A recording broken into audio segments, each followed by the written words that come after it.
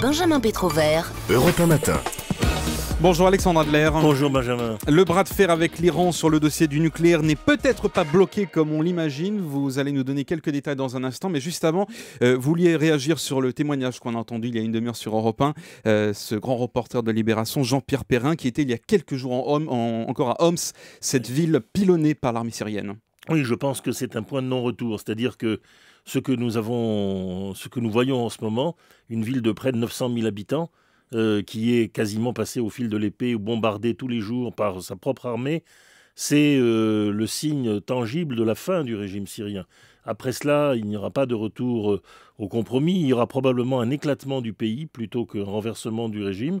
Mais en tout cas, pour les Iraniens, comme pour tous les acteurs directs de ce conflit, c'est un tournant également. Les Iraniens ont commencé à comprendre, et même s'ils ne le montrent pas et qu'ils continuent d'acheminer les armes et d'honorer leur contrat avec la Syrie, qu'ils ne peuvent plus compter sur Damas. Et donc, dans ces conditions, on assiste à un ballet curieux dans lequel, sachant que les menaces israéliennes sont sérieuses, que les pressions d'Israël sur les États-Unis le sont aussi, mais que les États-Unis voudraient éviter à tout prix une crise internationale, ils ont un petit créneau par lequel ils peuvent s'engouffrer, et c'est ce qu'ils font.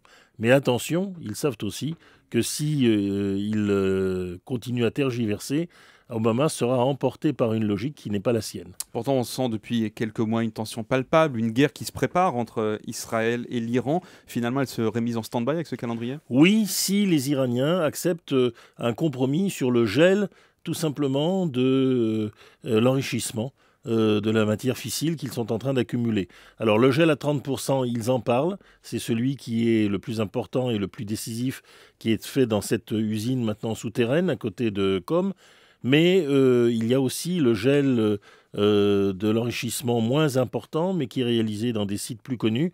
Là, la France insiste pour qu'on ne cède pas. Bref, nous sommes entrés dans une vraie conversation technique. C'est déjà bon signe. Ça veut dire qu'on peut avoir une sortie par le haut ? On peut avoir une sorte de trêve qui elle-même correspond au Nouvel An iranien, une date très importante, qui est le 1er mars, et puis aux législatives, qui vont sans doute aussi permettre aux différentes factions de régler leurs comptes entre elles, et peut-être d'isoler le président Ahmadinejad, qui est aujourd'hui le plus intransigeant. L'édito international, c'était Alexandre Adler sur Europe 1.